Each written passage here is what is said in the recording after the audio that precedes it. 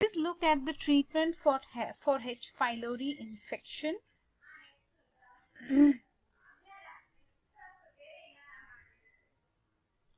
See, this actually is important pharmacology for pharmacology also. So pay attention here. So here we are talking about the treatment. What are we trying to treat? We are trying to treat duodenal or gastric ulcers which are symptomatic. The person has come to us and they are saying that they have problem. So what we will give is multi-drug regimen. We will not use a single antibiotic. Why? Because monotherapy is not useful, because these colonies are, they have reached this niche. So they are doing their best in that level. So to break that, we need a multi-drug regime. So the success of the treatment depends on the compliance of the patient and also the susceptibility of these bacteria to these antibiotics. Look at the drug regime. Here you have first line of triple therapy drug. See what you need to see. First you will give triple therapy drug. First you will give omeprazole. Omeprazole is a proton pump inhibitor, right? And clarithromycin antibiotic. And you can give amoxicillin. So you will give these three for 7 to 14 days. Then you will check the urea breath. If it is after 1 month, you will check urea breath. You will give the medicine for 7 to 14 days. After 1 month, you will check the urea breath test. If the triple drug therapy has failed, that means the urea breath test is positive, you will go for a quadruple drug therapy. In quadruple drug therapy, you will give same omeprazole plus bismuth subsalicate, metronidazole, the same thing which we had given here, right? Metronidazole, right? Tetracycline is added. Bismuth subsalicylate and tetracycline. Metronidazole is what? It is also an antibiotic, okay? It is also an antibiotic only. Fine. So again for 14 days you will give 4 of these. What does bismuth subsalicylate? Bismuth subsalicylate is actually a bactericidal and hence it will become an antacid. Tetracycline is an antibiotic. So you will give these 4 for 14 days. Again you will do, you will check whether there is improvement or not. Fine. If it fails, that means urea breath test fails. Again you will do culture of the endoscopy guided, that is invasive. You will go invasive, right? You are going to go invasive now. And you will go do the endoscopy guided biopsy, and then you will also do an antibiotic susceptibility test, after which you will give the new drugs. Remember, for every lab diagnosis you should write antibiotic susceptibility test. We kind of forgot that in the previous videos to mention. At the end of every lab diagnosis, please write this antibiotic susceptibility testing. Okay. Let us summarize here what we have learnt. We will give treatment for H. pylori infection. Basically, it will be multi-drug. We don't want to give individual drugs because there is a lot of colonization. So let us start with triple what is that? Triple drug therapy. Under triple drug therapy, you have omeprazole, which is a proton pump inhibitor. You have clarithromycin. Then you have metronidazole.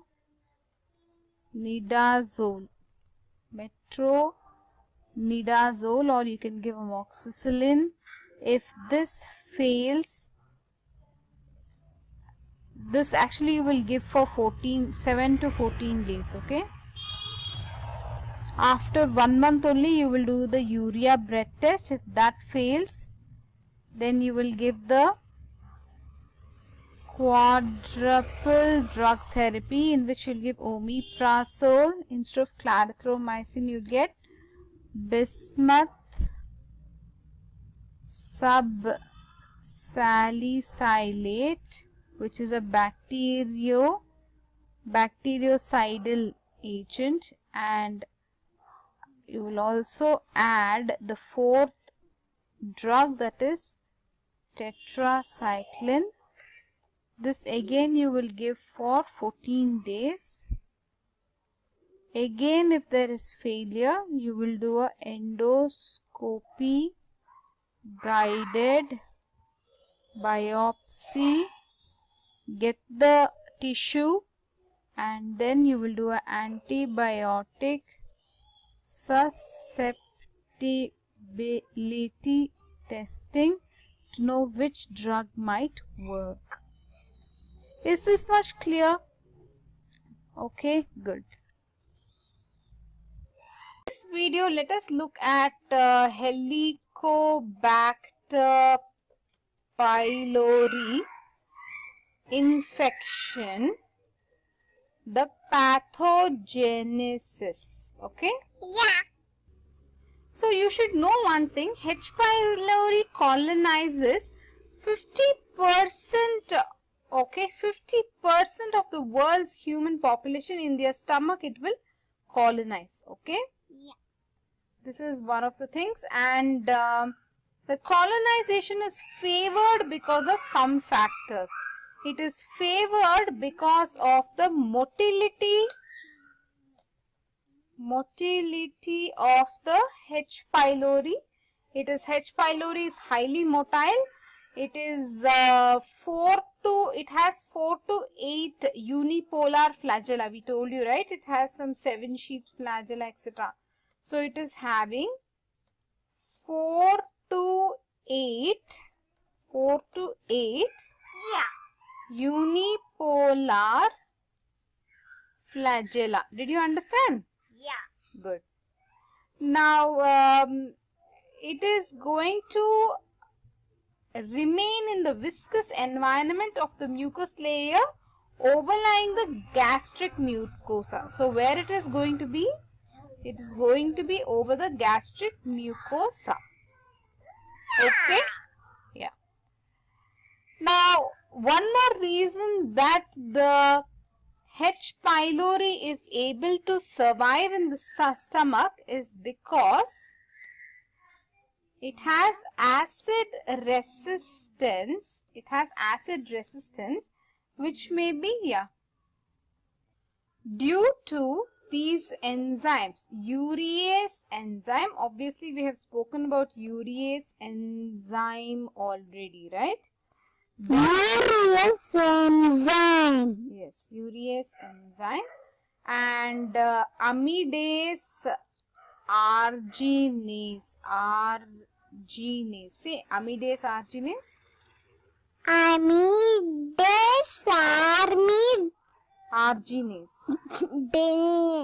Arginase. Okay. So it has it is able to survive because of the motility and because of because of the acid resistance. So it is able to resist the acid, right? This is what is the main important point. How is it able to resist the acid? Because of urease enzyme, etc. enzymes. Then one more thing which is favoring its colonization in the stomach. See, the word you have to use here is colonization. Okay, colonization is favored by. Okay, remember this. Yes. Yes, colonization is favored by motility, acid resistance, and there is a third point here that you have to know, that is adhescence. Okay, say adhescence. Adhescence. Very good. So though most of the H. pylori remain within the mucous layer, a few 2% may bind to mucosal epithelium. So a few of them can even bind to the mucosal epithelium. Say epithelium. Yes. Yes. So they are going to bind to the mucosal epithelium by expressing a few adhesion molecules such as blood group antigen binding adhesion, okay, Lewis blood group antigen, some blood group type of antigens, and adherence associated lipoprotein. By this, this is easy to remember. Some adhesion proteins they have, and because of this they are able to even bind to the mucosal epithelium. Some more things we can know here is, one more point is there which helps its colonization in the stomach: resistance to oxidative stress. So it is able to resist oxidative stress. So it produces many detoxifying enzymes. Detoxifying enzymes it's producing that protect against the effects of oxygen-derived free radicals generated from the bacterium's own metabolism and the inflammatory defenses of the hosts. So basically it can protect itself from the oxygen-derived free radicals which are derived from the bacteria's own metabolism. Well, let us see what and all favors the colonization of H. pylori. Motility. Number one, motility.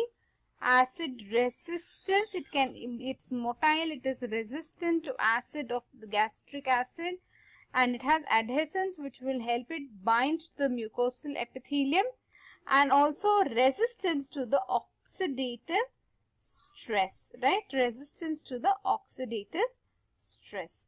So these are the 4 points which helps it colonize. Let's continue in the next video.